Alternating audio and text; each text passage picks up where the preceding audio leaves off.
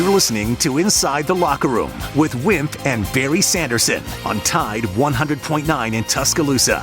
Leaders of the AL Central edge the Cubs 2-1. Phillies on top in the NL East were shut up by the Marlins 5-0. Philadelphia's now 7-16 since the All-Star break, worst in the National League. Inside the Locker Room with former Crimson Tide basketball coach Wimp Sanderson and his son, former SEC and ACC assistant basketball coach Barry Sanderson. It's time to take you inside the locker room on your home for Alabama sports. Tide 100.9 and streaming on the Tide 100.9 app.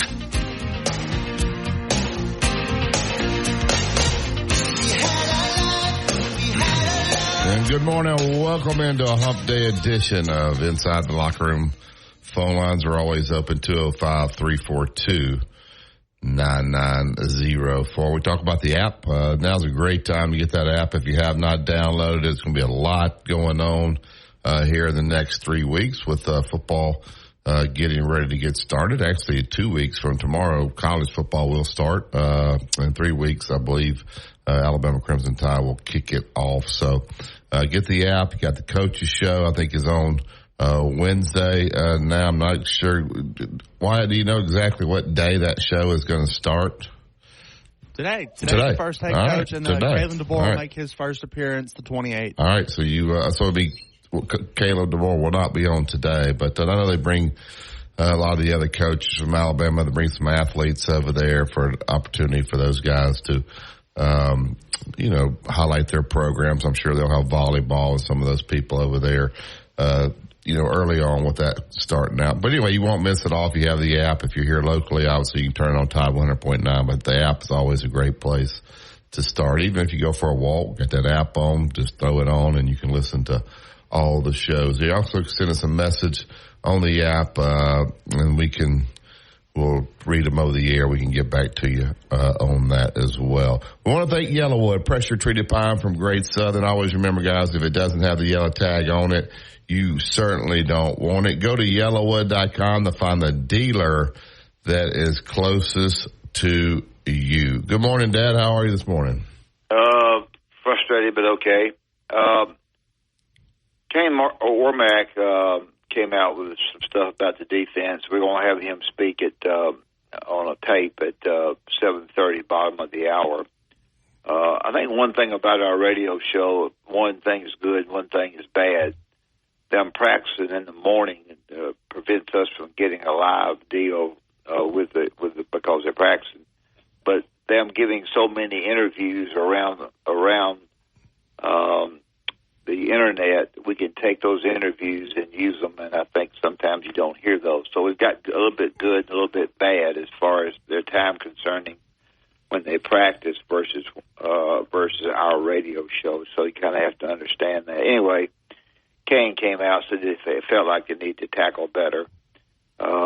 Visited with the head, he and the head coach went back and forth in a nice way about their team. So we'll hear a little bit about that at the bottom of the hour.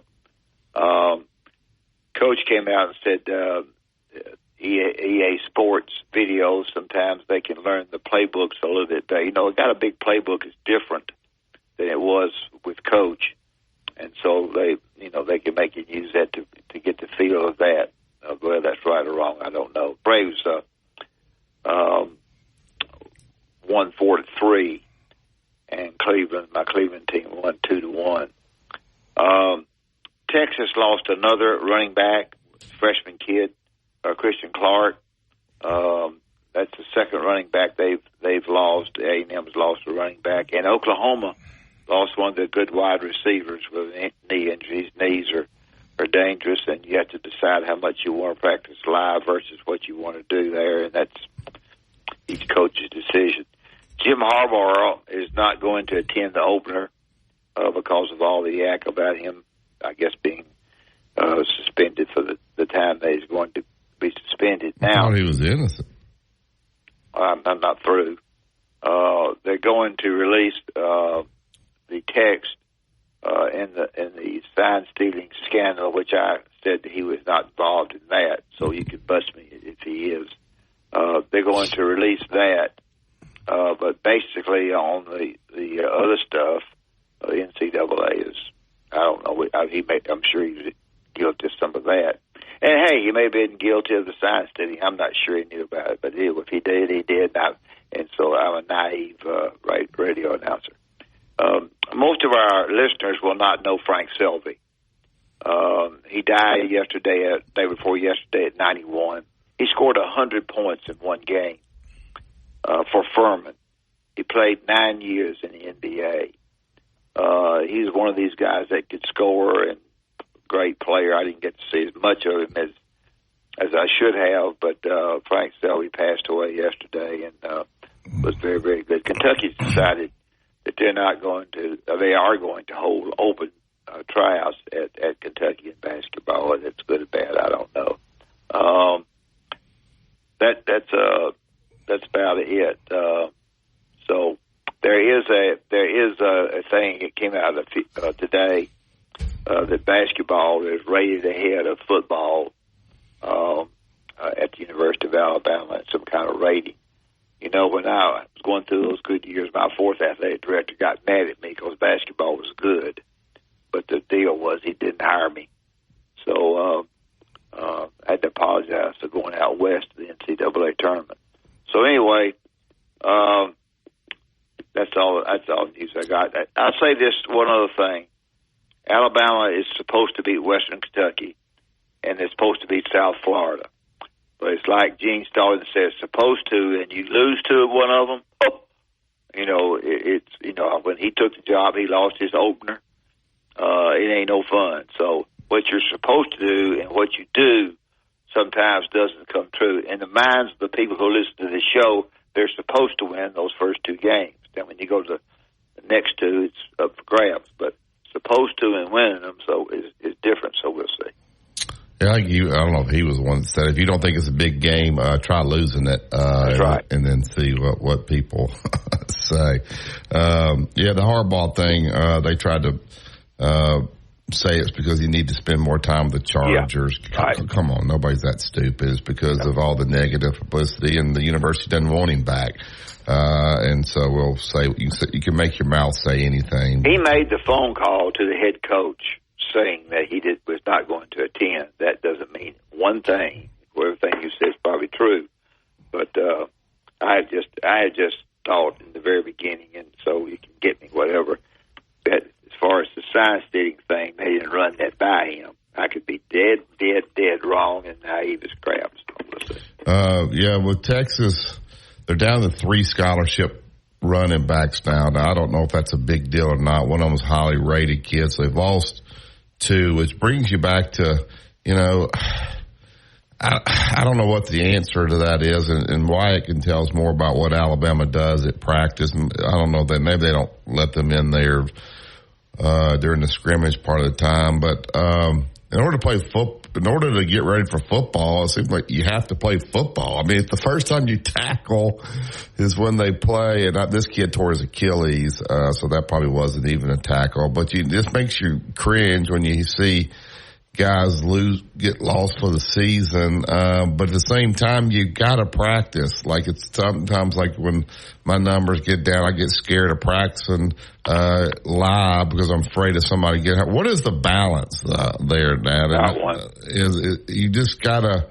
It's just gonna happen. And in some years, it's just. I think one year Alabama lost about every linebacker they had. But if you don't tackle, I mean, you can tackle dummies all you want, but that's not football. Maybe we talk to some football people about it, but that's got to be gut wrenching to lose those guys before you've even played one game, and that's why you see in the preseason, they don't play their top players a lot of time. I don't know, what is the answer to that? There's no answer, right? Well, I don't think there is. I think you play. I think you scrimmage once and gamble on it.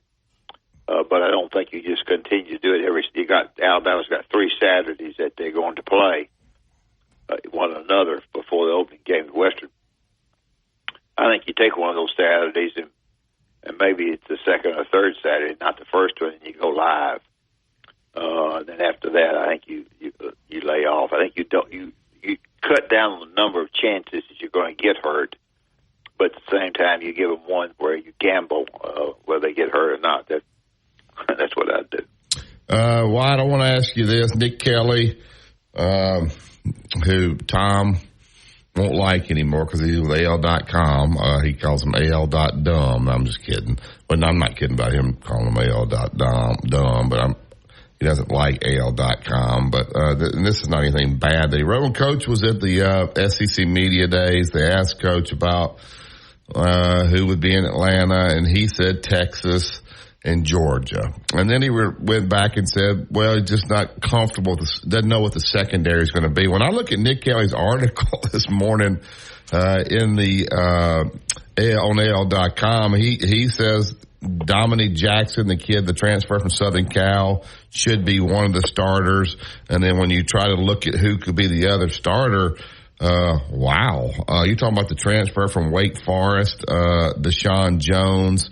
And then he goes to two freshmen, Xavier Brown, who I know's had his something wrong with one of his hands, but he's been able to practice. And then the other kid that played quarterback last year at Clay Chalkville, Jalen Mbakwe. Is that the only candidates they got for starters out there? If that's true, then I see what Coach Saban's saying. You're talking about a transfer from Southern Cal and a transfer from Wake Forest, maybe penciled in as your starters there with the two backup guys being true freshmen. Talk about what you've seen out there, Wyatt. Yeah, that's pretty much it.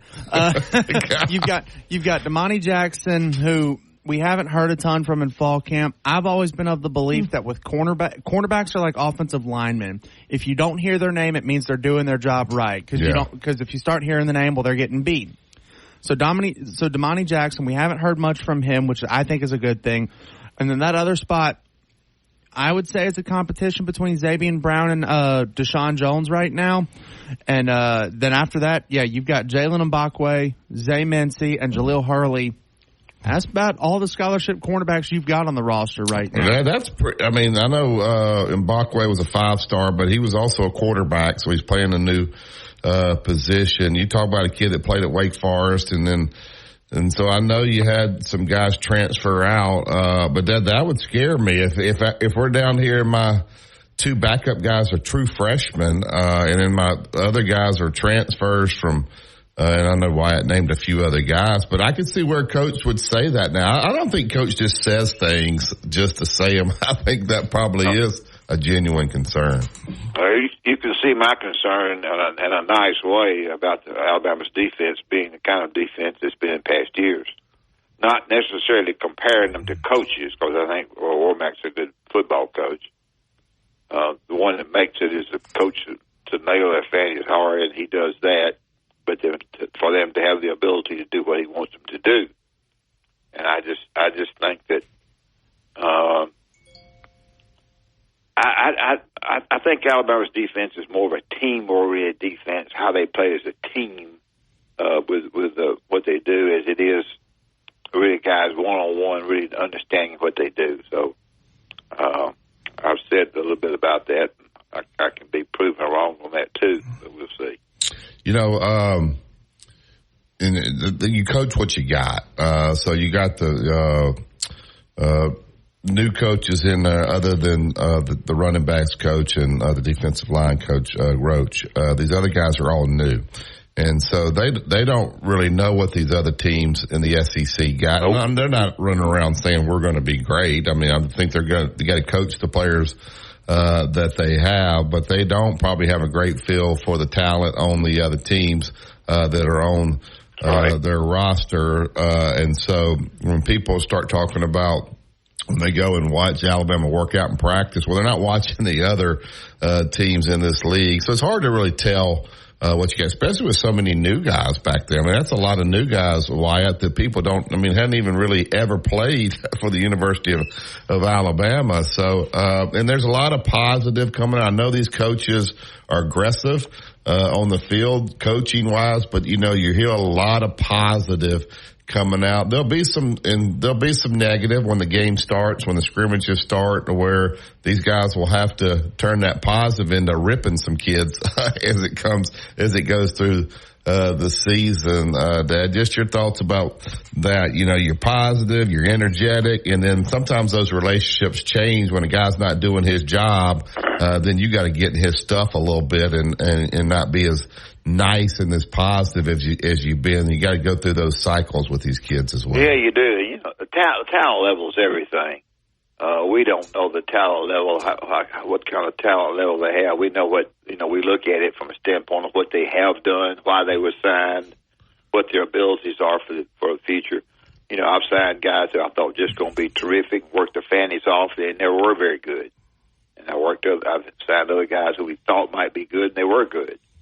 So I think you're right. I think it's a deal where you get if you're a big Alabama fan on football, you're basically concerned how about things go. Now, we had somebody mention, I filled up with somebody yesterday about the abilities of South Florida, how good they are offensively, which was a shock, a little bit of a shock, second game of the season. You don't want South Florida to come in here and even play you close. So I think it's a show and tell. I think Alabama's going to be very good offensively. They're going to be downfield with a passing game and score a lot of field goals. But I don't know what the point difference is going to be between our team and their team. Yeah, obviously Jalen Milroe is extremely comfortable now in his role as a starter. I thought last year Justice Haynes was a stud.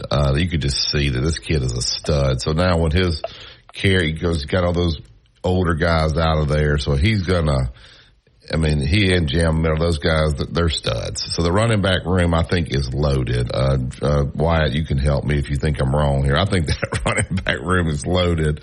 And the receiving group, we'll see. You hear a lot about Ryan Williams, those guys. So I think the offense is going to be fine. I'm a little bit with you on the defense, Dad. So, and we'll see as the season starts playing out and people get to actually see this team play. And then, people like to criticize, unfortunately. Yeah, the other thing too, Barry, if you've got four running backs that are as good as everybody thinks they are, then you're sitting there with a situation where one of them does not play as much as he thinks he should. And you're sitting there, be darn sure that you got a running backs coach who they love and he loves them, a guy that's been there before, or the transfer portal comes into play. And, that's things that people don't think about because, you got four of them and three of them playing quite a bit, and the fourth guy's not playing anywhere close. You got problems. Well, I don't know if there's problems. If you got three good, you're gonna have one unhappy guy there. Yeah. You got three good ones.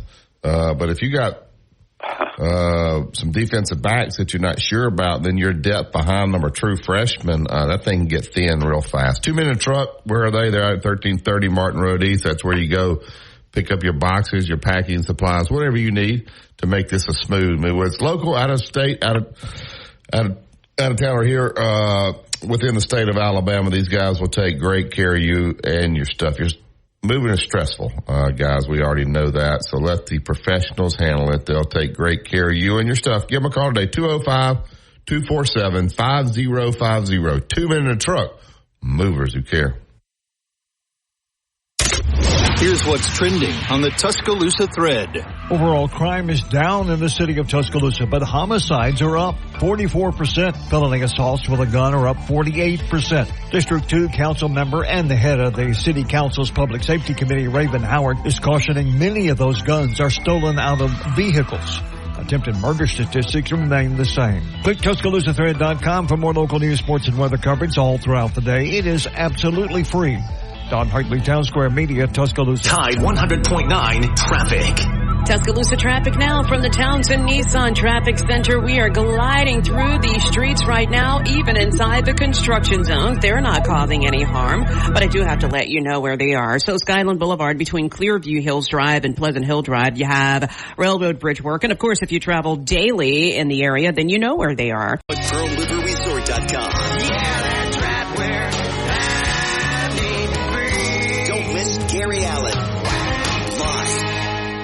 Tide 100.9 Tuscaloosa weather. The sky partly to mostly sunny today. The chance of a few widely scattered showers or storms this afternoon or this evening. The high today 93, tonight's low 73.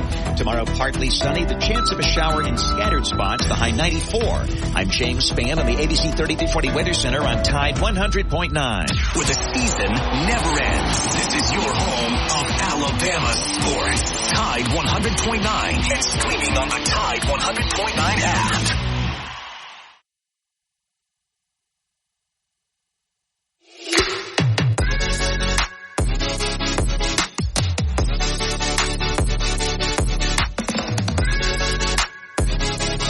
Welcome back to Inside the Locker. Yellowwood pressure treated pine from Great Southern. Build the 5-star backyard. Only one choice. That would be Yellowwood. If it doesn't have the yellow tag on it, you don't want it. To the Yellowwood hotline. Good morning, Philip. Good morning, gentlemen. Hope y'all are doing good today. We're good, man. How are you? Doing good. Hey, Alabama's got a few little nagging injuries too right now to the running back room. I noticed that Justice Haynes was really the main healthy guy yesterday in their practice sessions, and Jam Miller's a little bit nicked up, and Daniel Hill had his arm in a sling, and I think Richard Young was practiced some but then left. But and also Jihad Campbell's been a little bit slowed down. But Kirby Smart yesterday said that Georgia's depth is not what it should be, and that they're not anywhere near where they need to be. You know, when you have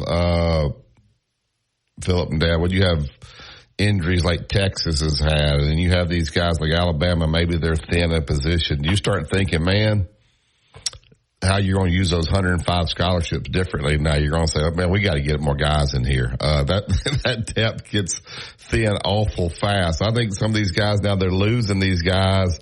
I think they may treat that 105 a little bit different than maybe what Dabo's talking. We got to get us 7 or 8 running backs in there, because when you lose 2 or 3, then you're down to 5 and 2 can't play. So I'll probably be rethinking how I was going to use that 105, Philip, if I was thin in position or start losing guys to injury.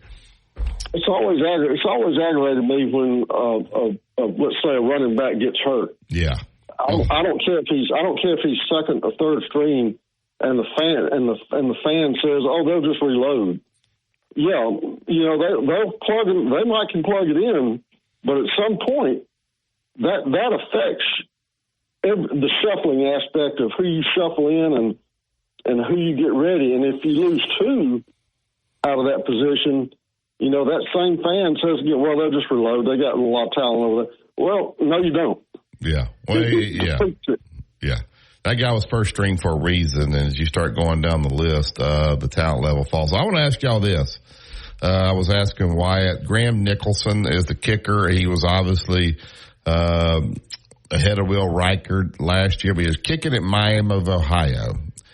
Dad, you and I have seen it. Like, we coached at Little Rock, and then you're at Little Rock, and then you all of a sudden you go, and then you're coaching in the SEC, man. And when the games start, you look out there, the talent level and the crowds and everything is just so different.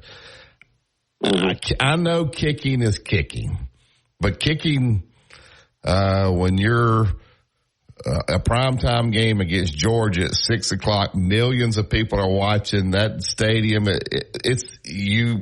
It's a little bit different. Kickers have ability, and then they also have a side of them that's a mental ability. Yes. And the mental ability is to be able to kick it when it means something. That it becomes quite different if you're trying to put the golf ball for a championship, or you're trying to kick an extra point. So the mental part of it becomes, I think, critical. And going back to what Philip said about the running backs, you have to remember too that they're running a lot of new stuff, for lack of a better word, new things that they're going to do. Not the same terminology. Terminology is being taught in the classroom before they go on the field. So those kinds of things make you go the wrong place at the wrong time. So learning the terminology and knowing what they're supposed to do, both to your question about the kickers and the running back, is huge. Well, I hope Alabama's just as good at kickers as they were. They had a big time kicker the last several years. Philip, do you think I think there's a difference, and hopefully it won't be. But I think some people say this guy was ahead of Will Riker, so we got no problem in the kick game. Maybe not, but you still got to do it, and you got to do it in big games. And there's just a difference between that and kicking at Miami of Ohio. And maybe he's that tough mentally. I hope so. But I think that would be, they said he missed 2 in the scrimmage. I don't know how long they were. I don't know if it was a bad snap. I don't know any of those things. But I wouldn't just pencil that in as we're going to be better at kicker after losing a guy as great as Will Riker was, Philip. I agree. And, Riker won the exhibition game the other night with the Vikings with a big field goal. Yeah, Will Riker was terrific. He was terrific. He could be a guy that you could really miss, that you didn't appreciate. You just kind of expected him to make it. And, Alabama's had kicking problems over the years, but Will Riker kind of solved all that for us. Well, for the last I definitely think just like every year, there'll be a couple of games where the kicking game is going to possibly decide whether or not the good guys win or the bad guys win. Yeah. You don't think kicking's important, just miss one. And I've never have understood why they didn't have 2 or 3 on scholarship kickers. I just think, man, what a important position. And they play such a huge part in these field goals, and even punters changing the field. I think we got a good punter there as well. But I don't know. It'd be interested to see. Anything else on your mind, Philip? No, just I was wondering how in the world can a Major League Baseball team, the Chicago White Sox, be that bad? They're 42 games out.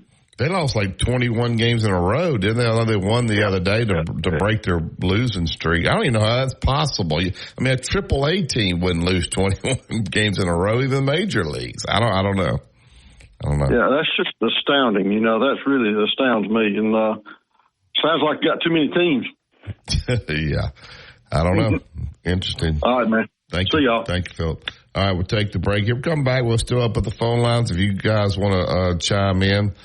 We also can play some of Coach Womack's press conference from yesterday. So I'm going to hear from Coach Womack as much as we do Coach DeBoer. And so these guys are getting a lot of experience talking. And so I didn't get to hear that. I'd like to hear that. All right, so let's take the break. We get back, we'll play some of those clips. You're listening to Tide 100.9 and 1230 AM WTBC. It's the home of Alabama sports.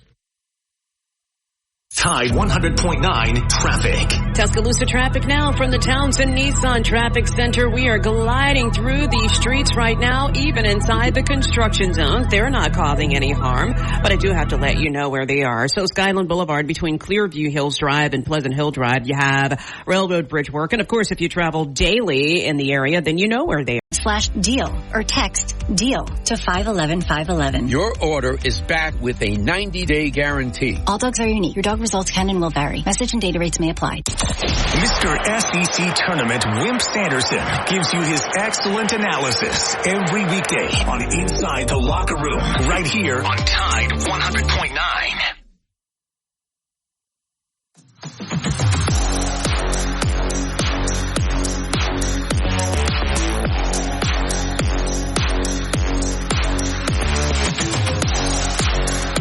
Welcome back to Inside the Locker Room. Yellowwood pressure treated pine from Great Southern. If it doesn't have the yellow tag on it, you don't want it. All right, we'll play a few of the clips, and we may just play the rest of them, play them straight out. I think the entire question and answer session's about 10 minutes, so we could play it all. But let's just go to the very first one, Wyatt, the open and thoughts on the scrimmage from Saturday. Here's Coach Kane Womack talking about that. I thought I thought early on, the offense did a really good job. We've challenged our guys to be able to respond early in games. That's hard for a defense because when you think about it, an offense is working all week long, right? They've got a game plan. They've got, whatever they want to call it. Usually people call it their openers or their starters, right? And so they've got, their first 8 to 10 plays of the game that they really feel good about and honed in on. The challenge for a defense, but also an opportunity, is if we can limit them in the first drive of the game, right, it creates a little bit of doubt in their mind, the things that they've been working all week long. But I thought our offense did a really good job in that. I thought our defense responded immediately after. Thought our tackling was just okay. We're running to the ball probably as good as I've seen since we've been here. But I think overall, from a tackling standpoint, those are things that you got to get better at from scrimmage 1 to scrimmage 2. All right, let's go to the next about the young defensive backs. And can they pick up this defense easily? And people have talked about that this defense a little easier to learn, and maybe a Nick Saban defense that was very complicated, which will be helpful because there's not a lot of guys. Of course, the terminology with the guys that I mentioned earlier, they didn't play for Coach Saban, so they really don't have anything in. They don't have anything to base it on. Let's hear what he said about that. I think we're really intentional about having a short-term development plan to get young players on the field. We've always done that. In this system, we've always been able to play freshmen because of that. Certainly we're a complicated defense. We do, you look at the top 3 coverages in the NFL. The last season, it's our number 1, 2, and 3 coverage, right, that we're running here now. So, there's some details, right, that are challenging for young players, right, to come in and learn. But we feel like we have created a system that is, simple enough for a young man to learn, and then detailed enough really for the nuances as you go, right? There are certain things that maybe an older corner may understand, but it's more about offensive recognition or recognizing a split or a concept that we really spend most of our time on offensive recognition. So the way we install the defense is, we teach them the concept of what we do, never just the role, right? Never just here's what the field corner has or here's what the Mike backer has. Then we talk about situational application. How is it applied to third down, red zone, 2-minute when they need a field goal versus 2-minute when they need a touchdown, right? Totally different scenarios, and the concepts are applied differently. And then what we're getting ready to go into is straight offensive recognition. So by the time we get to the season, it's all about when the offense comes out in a 3-by-1 and the back set out a little bit wider versus tighter, you're either going to get this or this, so that we can play, really with anticipation as opposed to reaction. Defense is inherently reactionary, so we're trying to play with anticipation.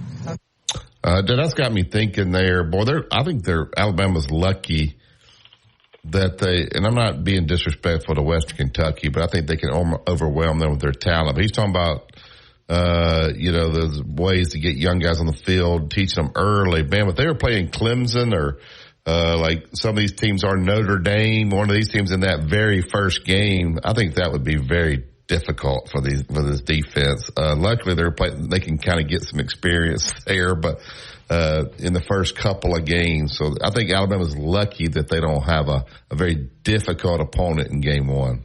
Well, if Western Kentucky plays the way they have been playing, and I can't answer that, they're going to throw it a lot. They're going to throw over the swarm defense to those rookies in the defensive backfield. Enough to beat Alabama, no, but because Alabama will score enough to overcome that. But I do think that I don't know this for a fact, but Western has been playing awfully well throwing the football in past years, and whether they'll come in and try to do that this time, I have no idea. All right, let's play these next 2 clips together. LT Overton, transfer from Texas A&M. LT Overton, actually, when I was coaching basketball at Tuscaloosa Academy, he played basketball for Bessemer Academy. He was an 8th grader, played on the varsity even then. He won a state championship. LT Overton was a very highly rated basketball player as well. His dad used to be an assistant AD here at Alabama. His dad is actually the AD at Kennesaw State, where Antoine Petway and those guys. Anyway, he's coming in with a lot of expectations. I think they put some good weight on him. Here's what he had to say about LT. Well, LT has a great skill set. You can tell he's honed in his pass rush ability. He's got really good complementary answers to his fastball. He's a great speed to power rusher. But he's done it probably a million times over his life, right? And he can feel, whether the offensive lineman is on his top hip or his bottom hip and know how to counter back inside or outside. So he's a really great on-body rusher is what I would say, right? So that when he gets in to the man, he knows how to counter back very quickly. And, he's 280 pounds, right? So, and can move his feet. So those things are really challenging for an offensive lineman to deal with. Let's go to the next clip there. I think him and Zebo Latham are really the frame, right? That's the ideal. That person has to play a 4-eye. They have to play a 5 technique. They got to play a 9 technique, right?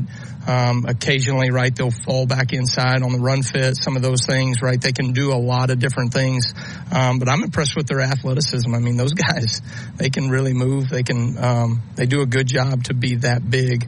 I would say from a prototype bandit position, the field defensive end, that makes things really challenging to establish runs to the field when you have a 280-pound ass kicker over there. So. LT was very athletic on the basketball court. And I've seen guys that played football at Alabama, linebackers that were good athletes, pretty good basketball players. I think that translates. The guy's a pretty good athlete on the basketball court, man. He's this size and can move like that. That could be a really, really good defender for Alabama. Yeah, I think Alabama's going to have some great defenders. These defenders have just got to learn everything that needs to be learned the way the coach knows it.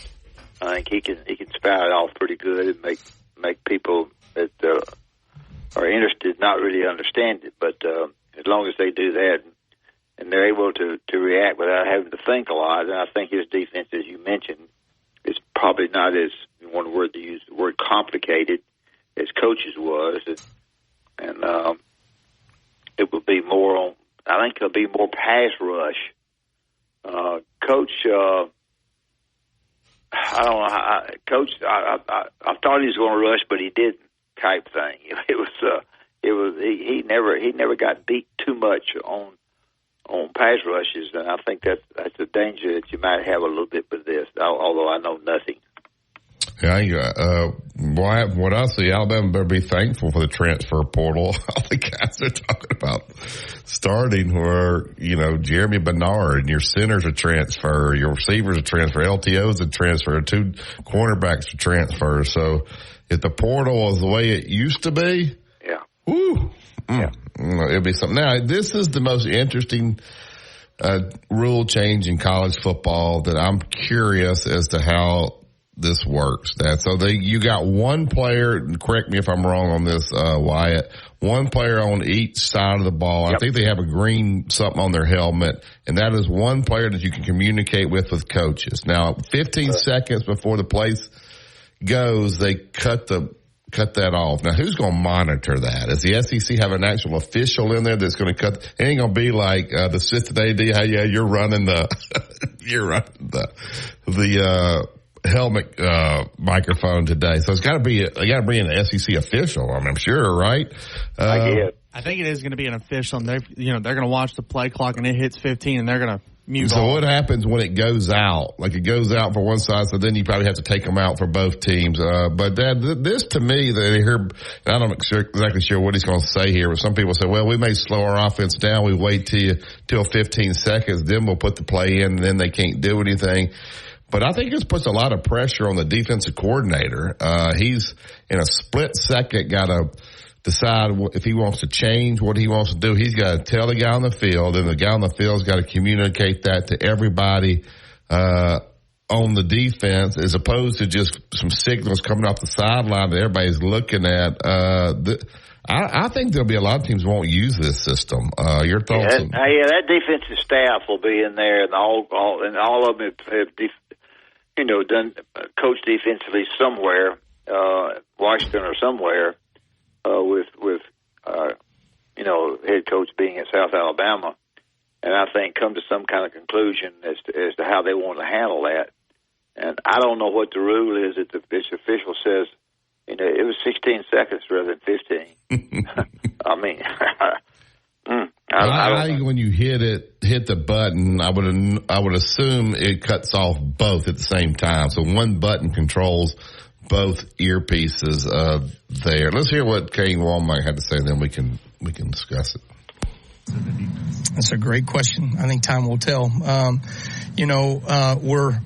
We're different. You know, the NFL, right, they have pictures. So they have a picture, 4 seconds before the snap, 4 seconds after the snap, right? In high school, they've got, big home screen entertainment systems, right, that they work on, right? And so then we have the iPads, right, and all those things. I think what it will do is it will confirm, right, from a defensive perspective, hey, did the ball hit in the B gap here? Did it fold outside, our defensive end, or did it go inside here? What route concept did they run? Okay, this was a number 2 receiver on an over route, right? Those are the things that you can just confirm immediately and get corrected. So in that regard, right, you never have those moments where you go, hey, on Saturday night after watching the game, right, that, that's what they were doing. Good coaches, right, you try to minimize that, right? You try to be a human iPad, right, so that you can see things in real time and make adjustments, and we've taken great pride in doing that. So, I wonder if it will be an equalizer to coaches that can't see in real time quite as well. But at the same time, right, it's certainly going to be something that we're going to utilize as best we can. Yeah, that's when Coach says, we worked on our iPads on the sideline. I wasn't sure what he was referring to. Now I understand a little bit more about that. So I don't know. We'll just have if you're the defensive coordinator and you like to be on the field, and say I just like to coach in the field. Some guys want to be in the box. Some guys want to be in the field. Can you be the guy that's talking to the your defensive player if you're on the field, and can you see as well down there? When you're up above, you see. So I would imagine, guys, that whoever's talking to the quarterback, he's got to be a guy in the press box, right? And like Lane Kiffin was always on how does that go? I mean, I don't know. How do you think that'll work? Will that be the coordinators making those? Well, I think it's. I don't think the coordinators are doing it, but I think that they're letting somebody do it either in the press box or else on the field. Let them do the. I don't think the coordinators are doing it every time. I think the coordinators are working with one person on the sideline that they quickly say yes or no to. I'm not sure. And is DeBoer?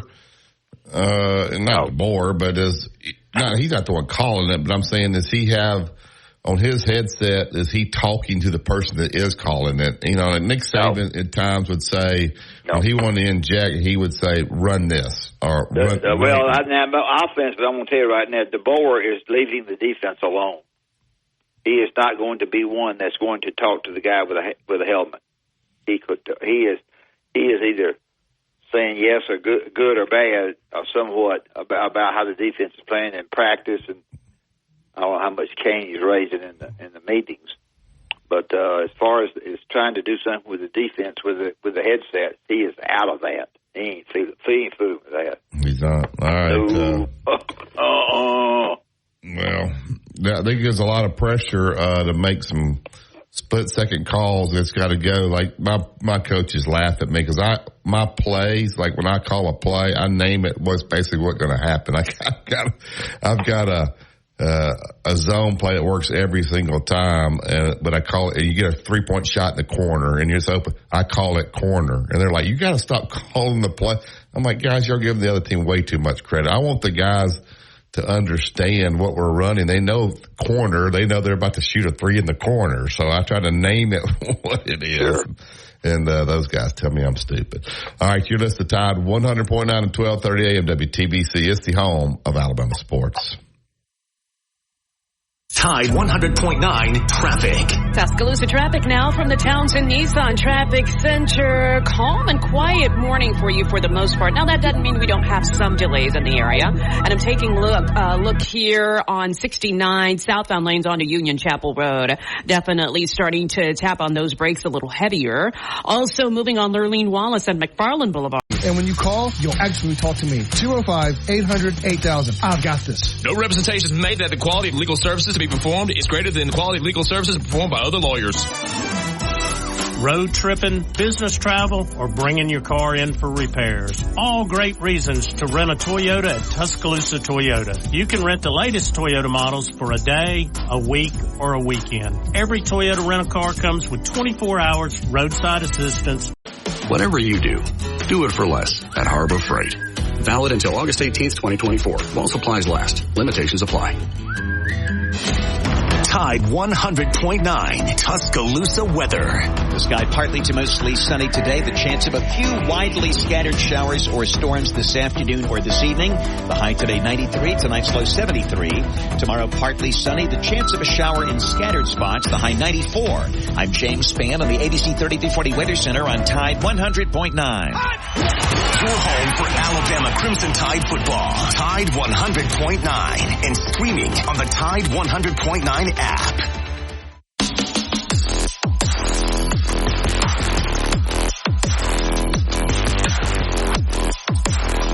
Welcome back. Yellowwood pressure treated pine from Great Southern. If it doesn't have the yellow tag on it, you don't want it. Go to Yellowwood Hotline. Get Randy in. Good morning, Randy. Hey, good morning, guys. How are y'all doing this morning? We're good, man. How are you? Okay. Good. Listen, I have a hypothetical question for you two coaches.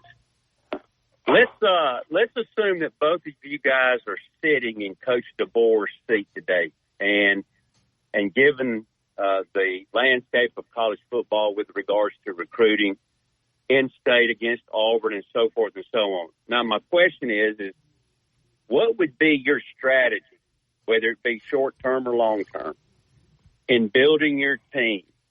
And how much do you think you want to rely on the portal like Kiffin, or maybe through high school recruiting like Dabo? And then how much do you want to protect the in-state talent to not gift it to Auburn and make them to go outside of the state and battle the other SEC teams for talent?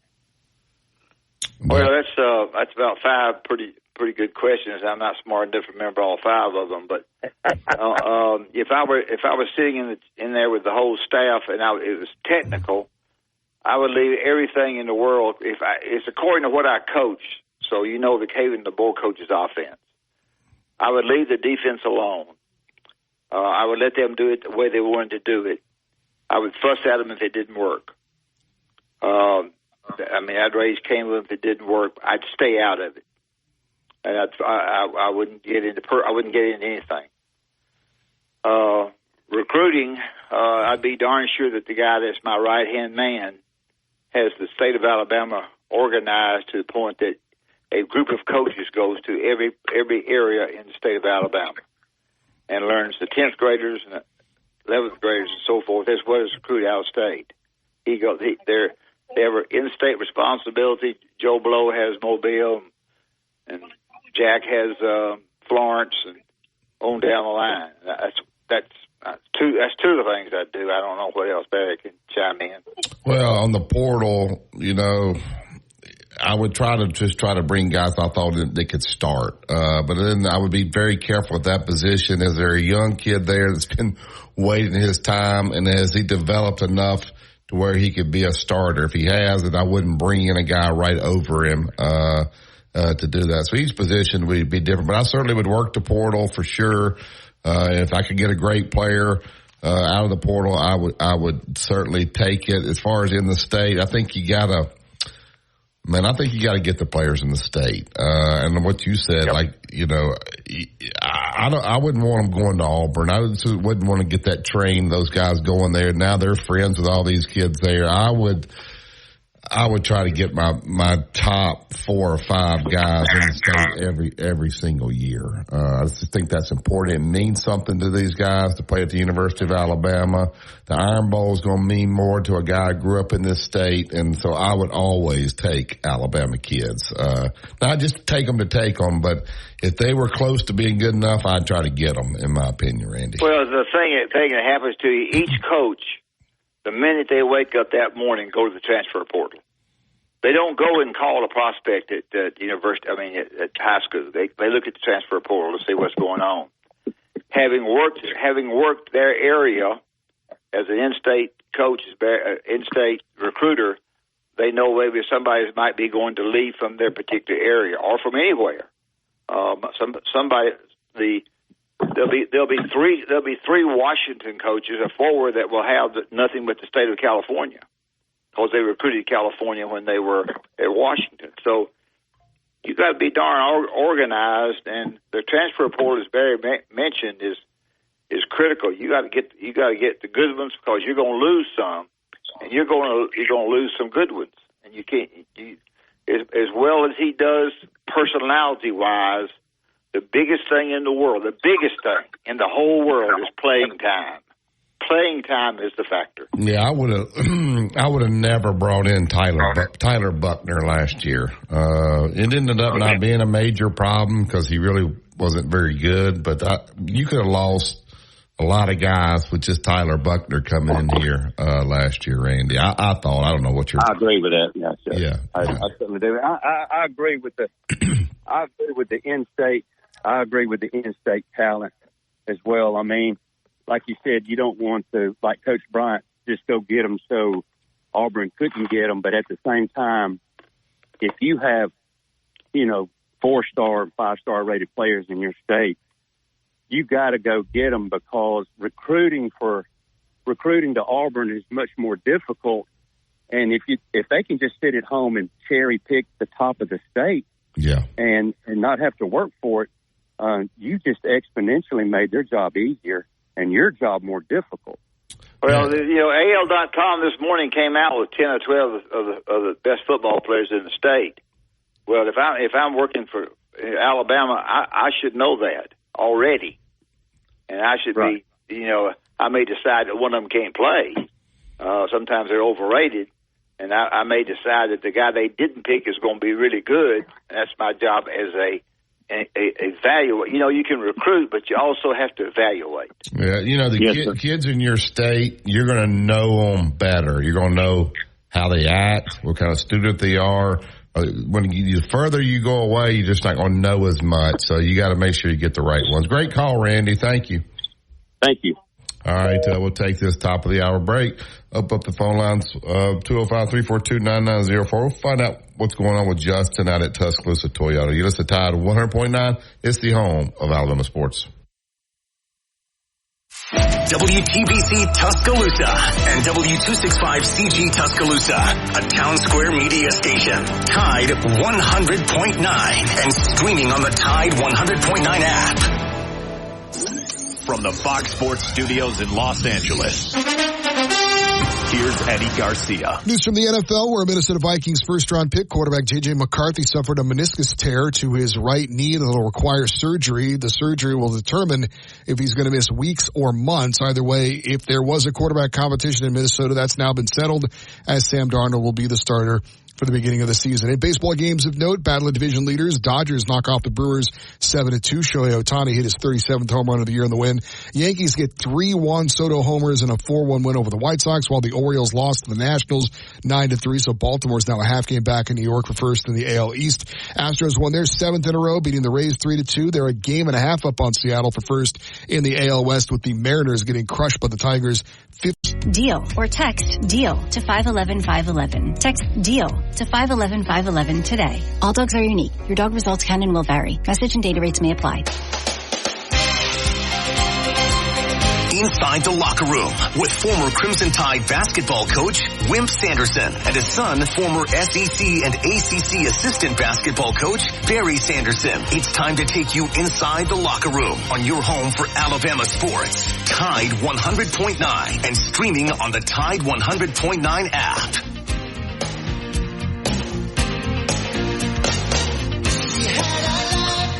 Welcome back to the second hour of Inside the Locker Room. I want to thank Andrew Kniffer with Allstate Insurance. Andrew's my agent. Let him become yours. You want that home protected? Let Andrew and Allstate Insurance take care of that for you. Look for home, life, auto, whatever you need. These guys will take great care of you. Give them a call today, 205-722-9904. 9201. I've given them all my insurance, and these guys have done an outstanding job. All right, let's get to the Andrew Conifer hotline here. We'll go out to Skyland Boulevard, and we'll talk a little Tuscaloosa Toyota with Justin Troll. Good morning, Justin. How are you? Hey, Justin. Man, I'm doing good. How are y'all doing? We're good. What's going on at Tuscaloosa Toyota? Well, how many cars we sold this month? I know you're not in front of your computer this morning, but... Well, actually, I'm out of town. I couldn't give you... I'd love to give you an update, but I can't. But I do... One of the things I do want to do, you can ask questions where you may, but, last week we talked about leasing, and there were some questions about leasing. And, I obviously I can't go into... We don't have a 30-minute segment here, but I'd like to answer as many questions as I can about the leasing aspect of it. Well, talk about leasing, and then at the end of the lease, what are the options as far as buying it outright, turning it back in, get another one? Just talk about leasing in general, Justin. Yeah, so first off, this month, there's a lot of special financing and stuff, and anytime there's special financing, there's special, lease deals or whatnot. And I think one of the questions last week, I'll cover it first, is what happens if I go over on my miles in a lease? I think that's one of the most common questions. One of the great things about owning a Toyota, I cannot bear, and I've leased a bunch of vehicles to people, like tons. I cannot tell you the last time with a Toyota vehicle and somebody went over on their miles. I've got a customer that goes over every 3 years, about 30,000 miles over on a Tacoma, and you're like, wow. But here's the deal. This is where, the brand that I sell makes it easy for us to work there. It's a great brand, and everybody talks about Toyotas holding their value. Well, at the end of the lease, you can trade it in or you can turn it in. Guess what? If I'm 20,000 miles over on my lease, or I'm 10,000 miles, or whatever that case may be, with Toyotas, I can't tell you the last time I turned in a lease and somebody had to pay a miles, over on miles. They had to pay 18 cents a mile or whatever. Most all Toyotas, we trade them in, or either you can sell them, because just like buying it, those vehicles have a payoff. And normally on all of the Toyotas, your value is above the payoff. So all of that excess equity, just like if you was driving it and trading it in, or you bought it and you didn't lease it, all of that equity goes toward the next lease, goes toward the next buy, and all that good stuff. So we rarely ever see one that people have to pay the miles, because we trade them in. We don't turn them in. And if you do decide that you do want to turn it in, it's like 18 cents a mile. So for instance, if you go over 1,000 miles, that'd be like $180 at the turn in. So that's how it works at the turn in side of it. As far as the lease goes, what are the terms, not terms, but how long do people normally lease a car, and then, decide at the end of it, hey, I may buy it, I may trade it back in and get the newer model. How long do these leases normally last, Justin? Well, first off, a lot of people that like to stay in a new car every 3 to 4 years, that's what they do. They lease. Yeah. Okay. And so the terms would be set up for 2 years, 3 years, or 4 years. Okay. So it depends on, a lot of times people will take whatever special they're running. If we're running a special on 2 or 3 or 4, they'll decide depending upon what the special is. And so that's how we decide, or the customer decides, hey, what term I'm going to do. So the miles is set up for at least 12,000 miles, but I always get this question, will I drive too many miles? Well, that's okay, because we can set the lease up on 20,000 miles, or we can set the lease up on 15,000 miles. And here's the deal, at the end of the lease, if you put a lot of miles on the car, it's no different in trading in. If you've got a lot more miles than less miles, the value's going to be a little bit less. Same way in the lease, same way in the buy. When you lease, it's no different than buying. All the servicing, insurance, the whole process is the same.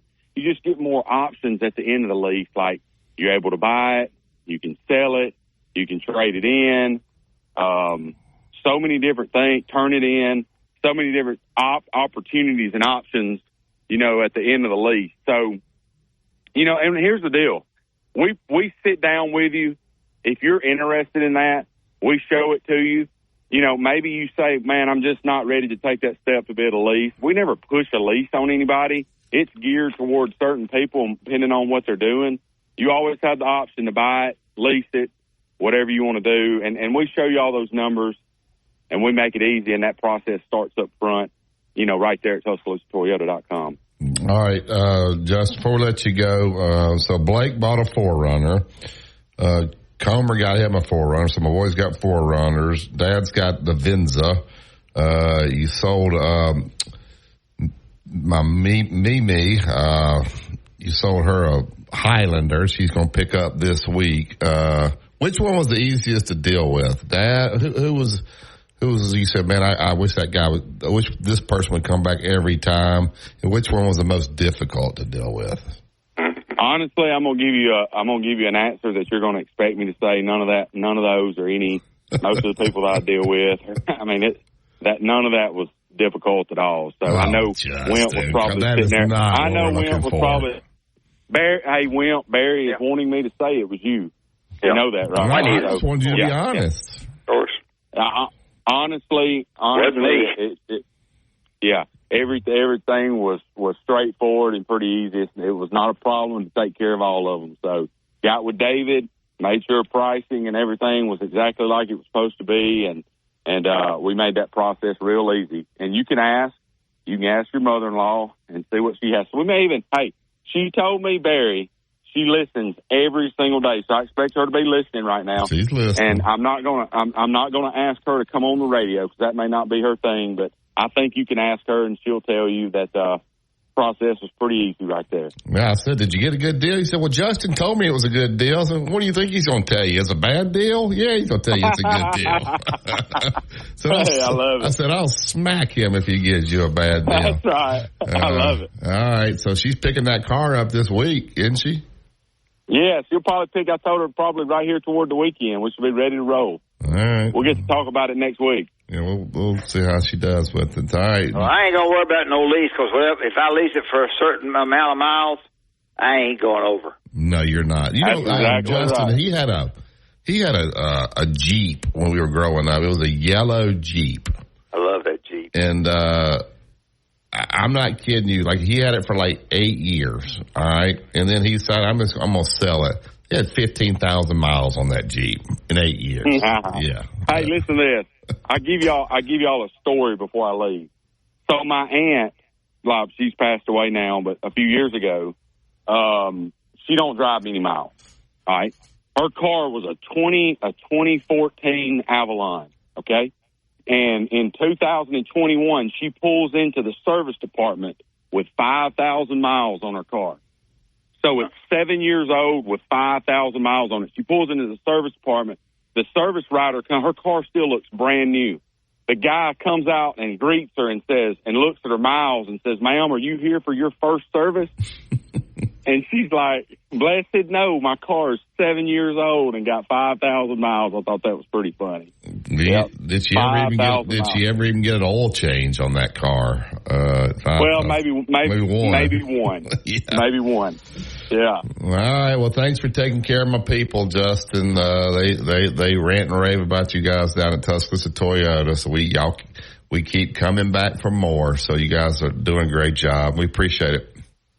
Hey, we're only a few days away. We're only a few days away from the blue plate. Everybody's looking forward to it. Oh, they 2 days. No, 2 weeks. A few days. Oh. 2 weeks. Yeah, we're getting close. We're going to make him do a week 0. I ain't ready yet. And if he wins, he's going to count on the record. If he loses, it's going to be an exhibition game. Yeah, he's inside of 2 weeks, right? Yeah. Yeah, 2 weeks. Got to be getting ready. Actually, 2 weeks from tomorrow will be the first release of the Blue Plate Special. When have I got to give that? You're going to have to do probably 2 weeks. Because there's only like 4 games, and you're going to have to probably do the Georgia Tech game because nobody cares about it. I'm not going to do one. I'm going to wait and do one for that Saturday. Yeah, well, you got to do it on Thursday, though. You got to put it out so Wyatt can get his money together and bet on it. More than 4 games on Saturday, won't they? Not the first Saturday.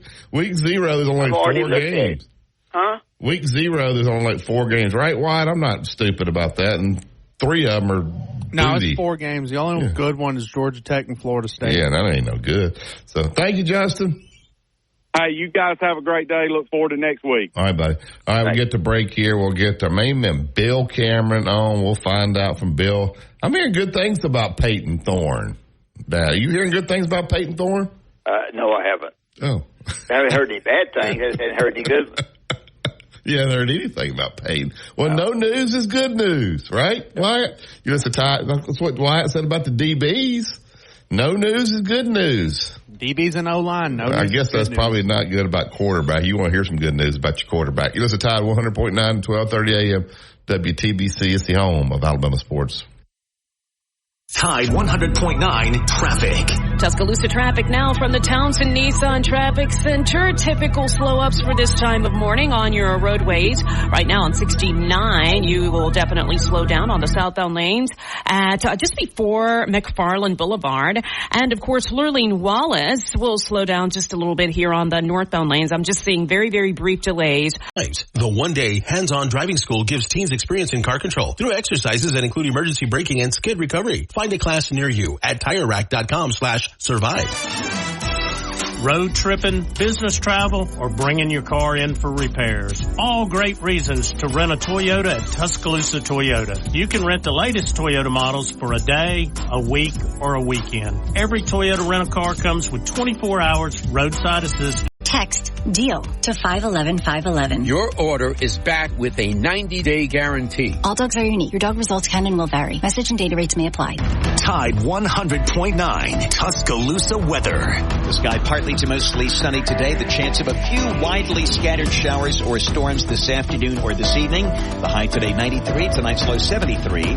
Tomorrow partly sunny. The chance of a shower in scattered spots. The high 94. I'm James Spann on the ABC 3240 Weather Center on Tide 100.9. Inside the Locker Room with Wimp and Barry on your home for Alabama sports. Tide 100.9 and streaming on the Tide 100.9 app.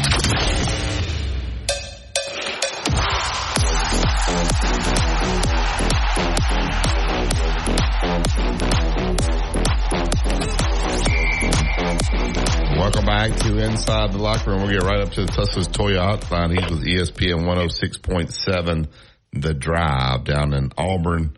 Opelika, Monday through Friday, 4 to 6, joins us every Wednesday, 8:15. Bill Cameron. Good morning, Bill. How are you? Hey, Barry. Wimp, how are you guys? We're okay. How are you? I'm doing fine. I was just looking through social media, guys. Florida, get off the subject real quick. They got a basketball player down there from Canada. Yeah. That's 7'9". 8 feet tall. Yeah, he's nearly 8 feet tall. 7'9". Wow. Yeah. If he could straddle the 3-point line, they can't get him for 3 seconds on the line. I mean, if you just throw it up and he can catch it, I don't know. Right. Be pretty good. Go ahead, Dad. I'm sorry. That's no problem. If I were to say to you that the surrounding players around the quarterback at Auburn are going to be a lot better than they were. Forget the quarterback. The surrounders are going to be better. The defense with the new coaches there are going to be better. I don't know about the kicking game. Would I be correct on that?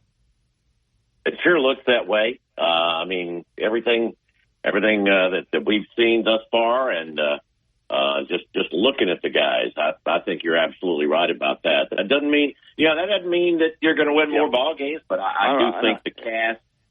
I like the big left tackle, and man, the young receivers continue to shine. Saturday, we got a chance to watch that practice. They scrimmaged some, but the two newest additions at wide receiver, Perry Thompson, who was really highly touted out of Foley, and Malcolm Simmons out of Benjamin Russell and Alex City. I mean, were just spectacular. Malcolm Simmons is he's a guy that hadn't got as much publicity, but he's one of the faster players on the team, and he can make some plays. So yeah, you're right, and I really like what we've seen of the defense. They've got a lot of depth, and they're going to send wave after wave of folks after quarterbacks this year. How's Peyton Thorne played? I've heard some good things. Dad said he hadn't heard anything good or bad. Nothing. What are you hearing about, and what have you seen about Peyton Thorne? Well, everything we've seen in practice has looked. There's no question he's the guy.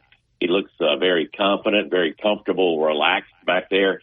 Saturday, he didn't put up great numbers, but I think some of that was by design. I think that Hugh Freeze knew that you had Letterman in the stands, football Letterman in the stands. You had On to Victory folks that have contributed to On to Victory were let in, and then you had all the media that was allowed in. There were a couple of thousand folks in the stands, and I don't know that Hugh Freeze wanted to show an awful lot. So they ran pretty much a vanilla offense against DJ Durkin's defense, which was throwing some looks at him that they hadn't seen. So I think he was like 12 of 20 is what we had for around 90 yards or something. But they didn't run the ball much. They didn't really do much RPO, but he still, he looked comfortable and confident out there. So I think so far so good. I mean, we'll have to wait and see when the lights come on and when they start playing really, really good teams. But I think the expectation is,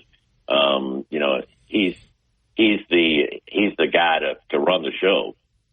Hugh Freeze had to sit down with Marty Smith. It's gotten a lot of attention. I don't think he was trying to get the attention. I think after he said it, he's like, I hope that didn't come out the wrong way. I really didn't have a problem with what he said.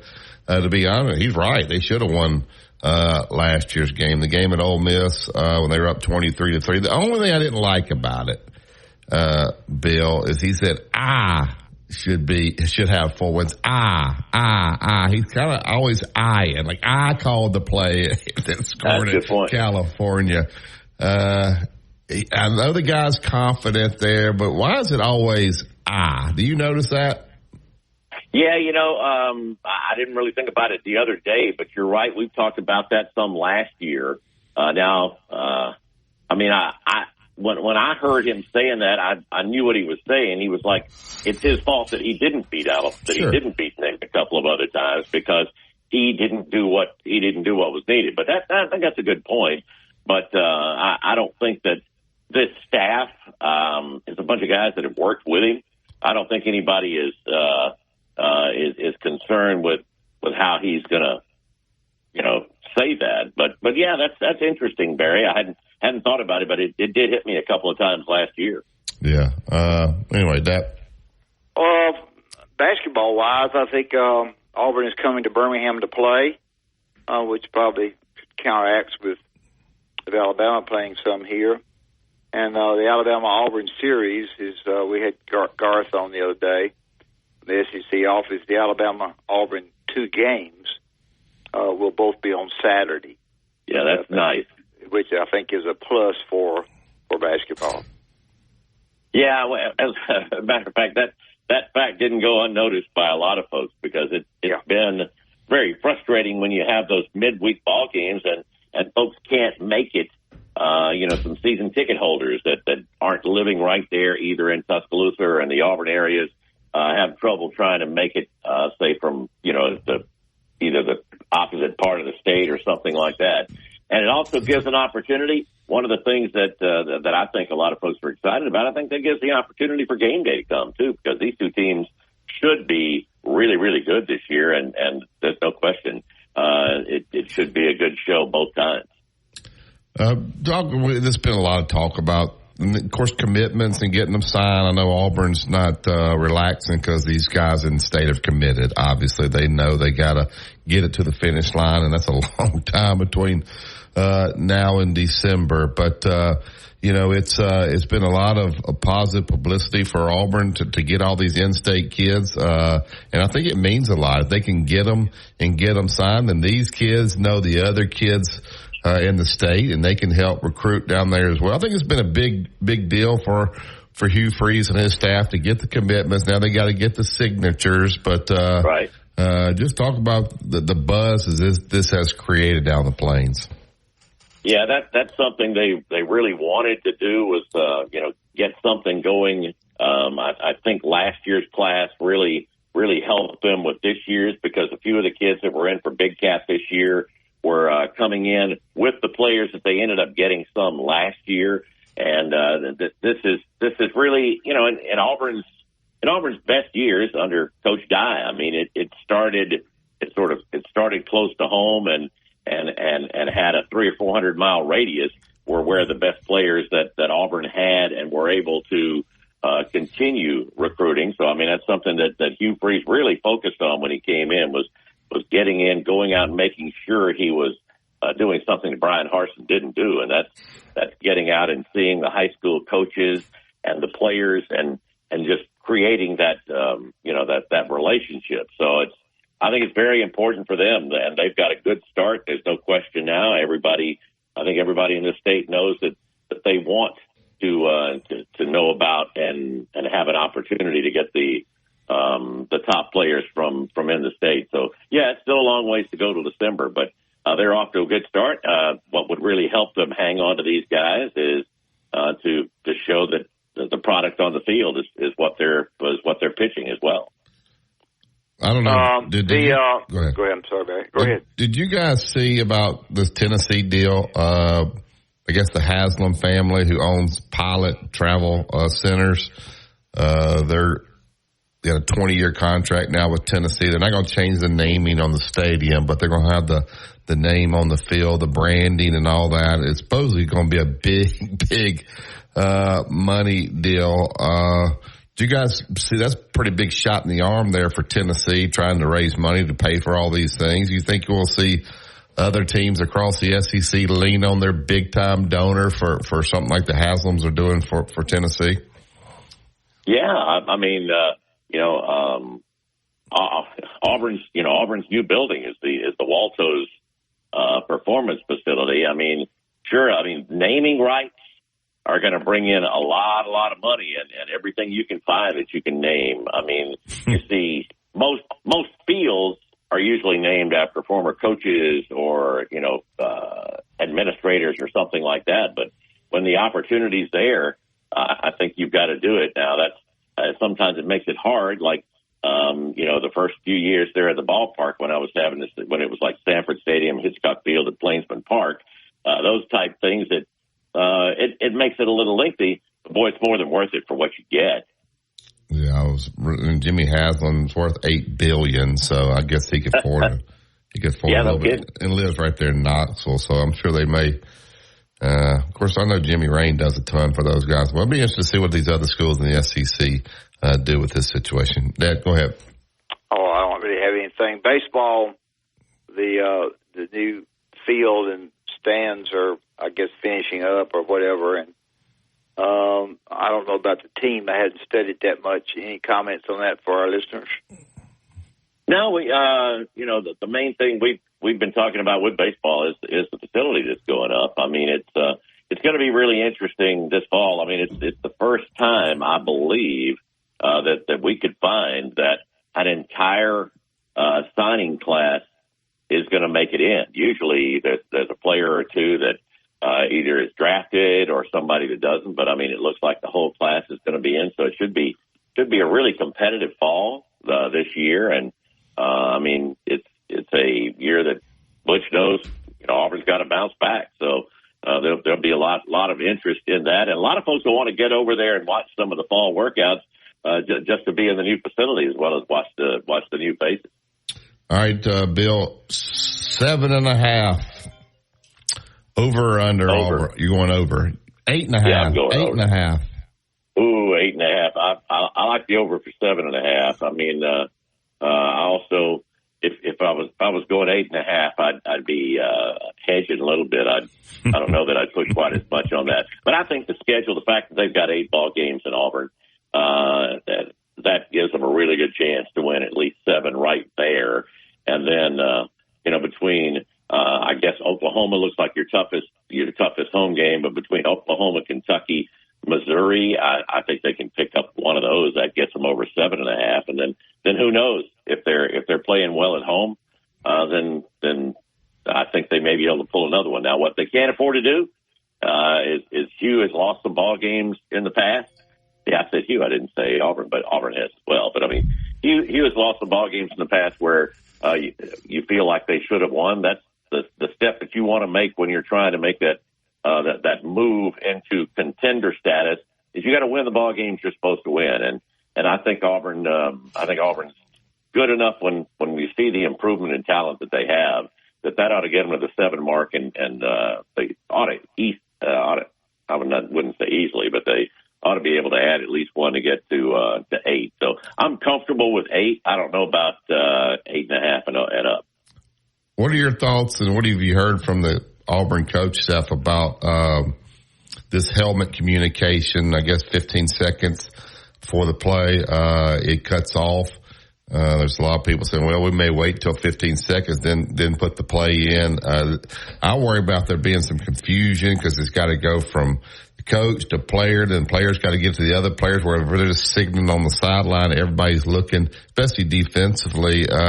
What's your thoughts about this, and how many teams will and won't use it, do you think?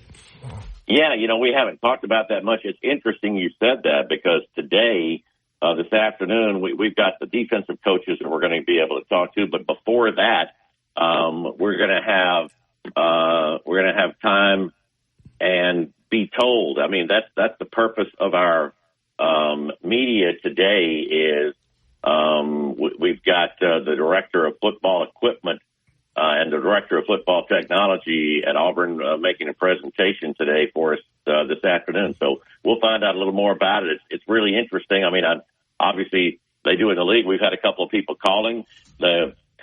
Hugh and the folks we've talked to haven't really talked much about it. So I'm actually looking forward to hearing about it and finding out how they're planning on getting around, any possible, any possible problems heading up to it. It's going to be really interesting. I like the idea, but you're right. I mean, it sure seems like, man, you better know what you're doing before you get there to that 15-second mark. I mean, be curious if they shut it off at 15 seconds and then their defense shift and the quarterback needs to change the play. Do you give him the okay to do that? Can he change that play with 10 seconds to go? I guess depending on who your quarterback is and the comfort level there's a lot to work through on this. Try. Yeah, and that's one, and it's interesting. That's one of the things Peyton wasn't specifically talking about that, but he says he does have that. He didn't last year, but he does have the go ahead this year to make changes up until the ball is snapped. So I would say Auburn does know what they've got there. Whether if they call a play and Thorne sees the defense shift, then he has the okay to shift out of that. And that's something you better be able to have, or hopefully you've got confidence that your quarterback can do that. Yeah. Got anything else for Bill before we let him go? No, that's it. That's all I've got. Bill, great stuff. Tell everybody where they can get your show down there. Yeah, 4 to 6 every afternoon on ESPN 106.7. You can listen online at ESPNAU.com or go to radioalabama.net. Got the podcast up there as well, but we welcome everybody in. Thank you, Bill. Thanks, Bill. All right, guys. Have a great day. Yeah. Probably people probably wish they could cut our microphones off 15 seconds into the show as well. So, Dad, let's tell them. We don't want to cut it off right now because we got to tell them about a great sponsor, Bryant Bank. Well, Bryant Bank gives the customers a chance to enjoy online banking around the clock. It's really a traditional banking experience for you. The banker will know you by name. They'll be your friend. Their offices are everywhere, the 4 in Tuscaloosa, the ones that are several in Birmingham throughout the state. They got the latest technology to help you bank in the right way, which is important. They're interested in surrounding people around the banks, as we talk about the schools that they try to help and do for them. I think also, remember, you've got the same area code, same zip code as the bank does if you're there in Tuscaloosa. And so they do a good job of community service. They do a good job in being sure that your funds are safe, which is important. So I just think that Bryant Bank is a place that you need to visit. I visited them a long time ago. They were convenient for me, and they have done a good job for me. So go by, tell them you heard inside the locker room, and we'll appreciate it, and it'll help us continue to keep them on as one of our guests. So appreciate everybody visiting with them and saying what I said. Tell them that you heard inside the locker room. You listen to Tide 100.9. It's the home of Alabama sports. Tide 100.9 traffic. Tuscaloosa traffic now from the Townsend Nissan Traffic Center. It's been easy street thus far on this Hump Day Wednesday, and we're still going strong with that. So 2059 eastbound, you do have the construction zone between Western Bypass and Tuscaloosa Coaling. That gets pretty heavy from time to time, but right now, not so much. And McFarland Boulevard, always activity. Deal or text DEAL to 511-511. Text DEAL to 511-511 today. All dogs are unique. Your dog results can and will vary. Message and data rates may apply. Need to know what's going on with the Crimson Tide? Then subscribe to our YouTube channel for exclusive content on your home for Alabama sports. Tide 100.9 and streaming on the Tide 100.9 app.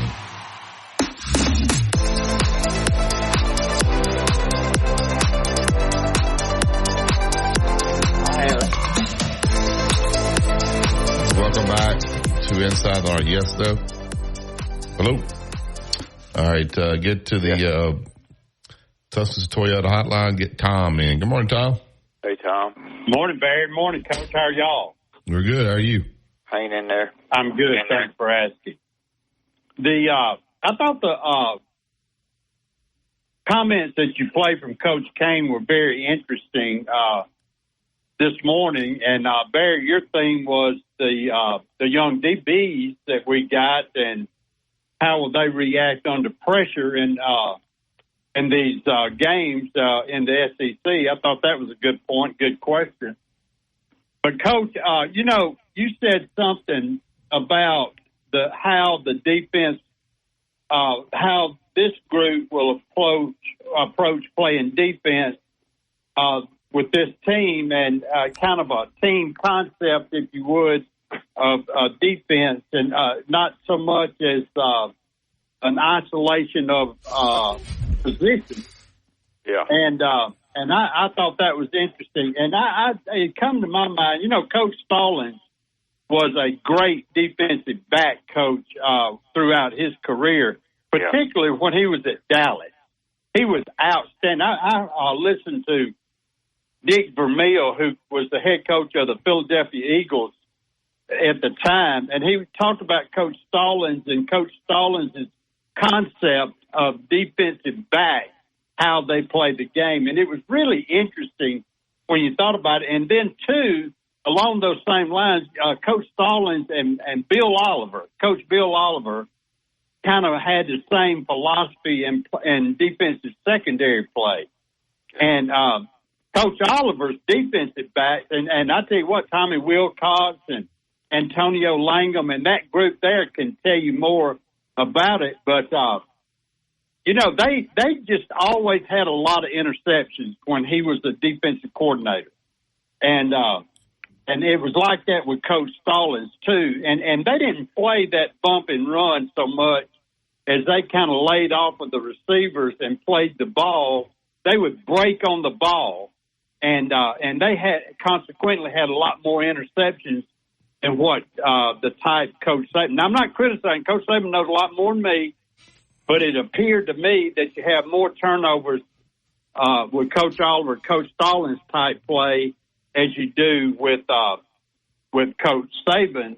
And it seems like this group may be going down the same road. Well, the problem you have with this group is they're brand new. It's a new defensive backfield group, and regardless of how good the defensive line is, there's going to be a lot of teams that are going to come into Alabama and throw over it. They're going to throw over the defensive line. Unless you can get to the quarterback quick, you're going to have plenty of time. So I think the biggest problem with what you said is personnel. I think to teach the personnel the way they want them to play, the young personnel, the defensive backs are new, and I think that's the problem.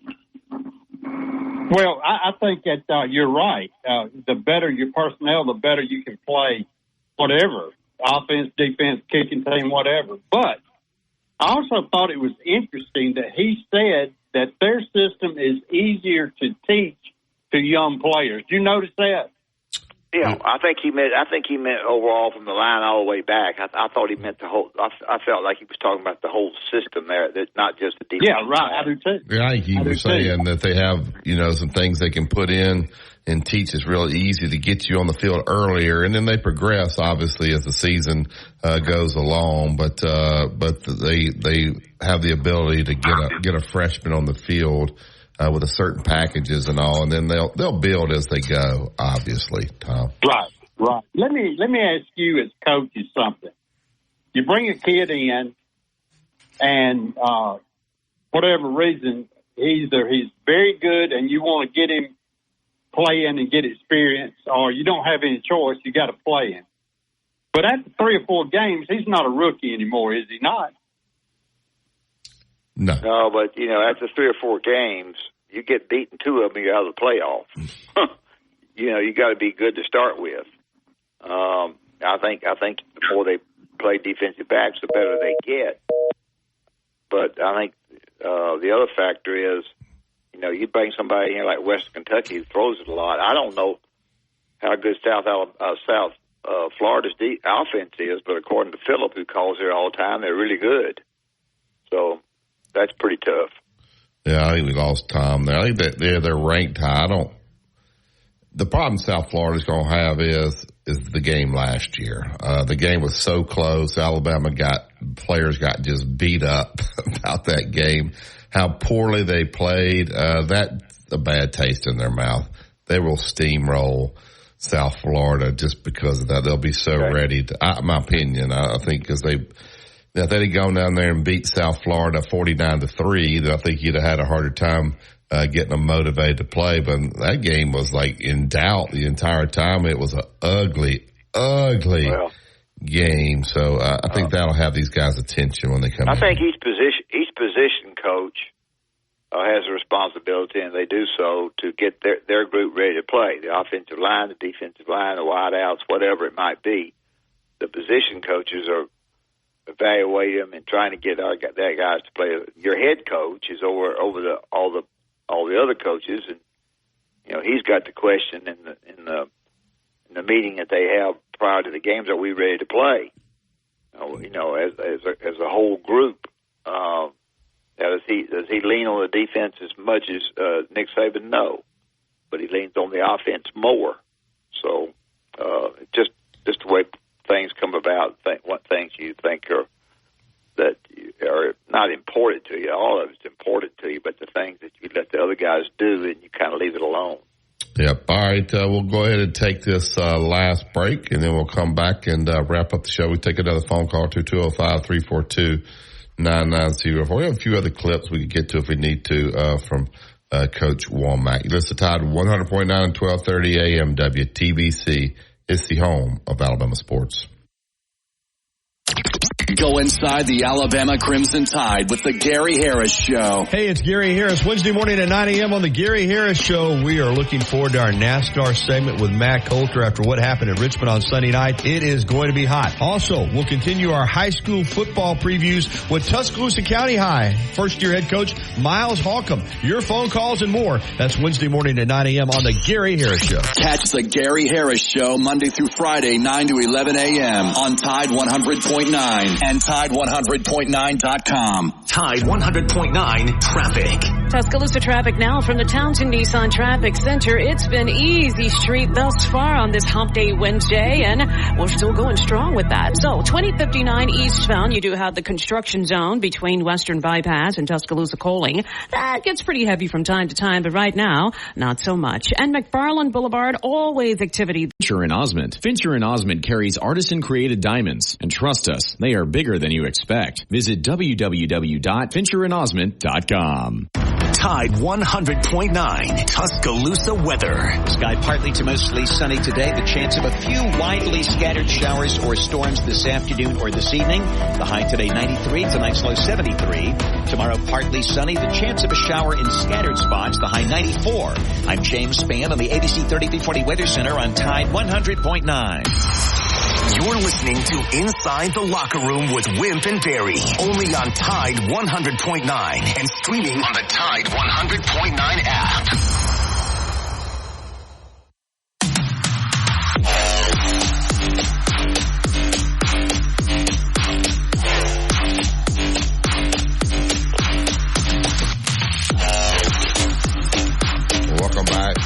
inside the locker room that you mentioned at the beginning of the show, I was reading about this morning. Not that they don't have enough players, but Kentucky basketball is going to have a tryout for the student bodies. And then I guess they're going to narrow it down.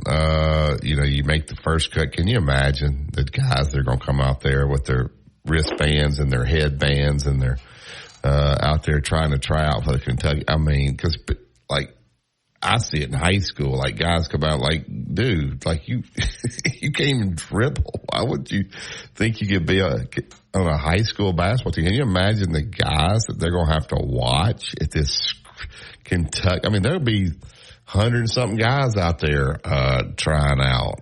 It's going to be awful. Can you imagine that? Well, what you do, Barry, is that you have the first day you have an early cut. You have a cut of up and down the floor. He doesn't go up and down the floor, and you have a cut that day. And you already know, you don't cut them all, but you have a cut, and you have your assistant coach over there. If they're numbered, saying so and so, we're going after the day we're going to keep these people. If your name is called out, we're going to keep you for another practice. And that way you don't say you're cut. We're going to keep you for another practice. But you're going to turn 15 of them loose. 15? You're going to turn about 50? You're going to turn about 50. What I would do is I tell you what, guys, we got to make sure you're in shape. So tomorrow we're going to show up on the track and we're going to do some running out there. And you would probably weed half of them out just with the conditioning. Well, a lot of them won't come. If you go up and down the court, a lot of them won't come for practice 2.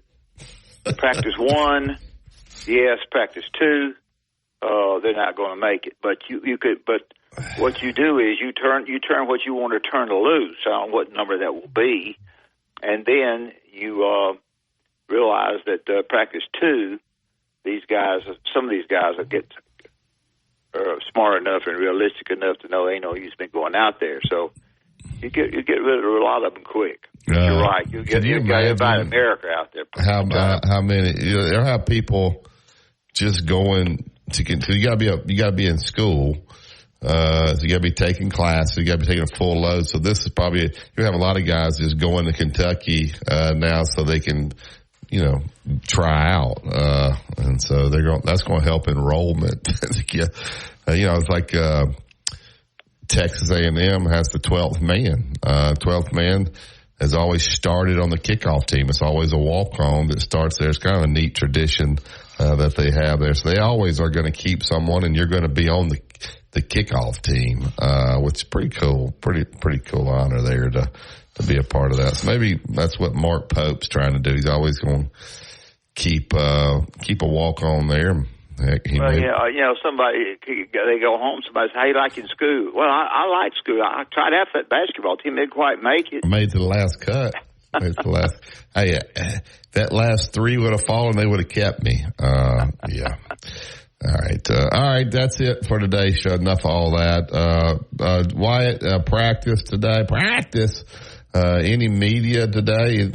Media talking today to anybody out there? No media today.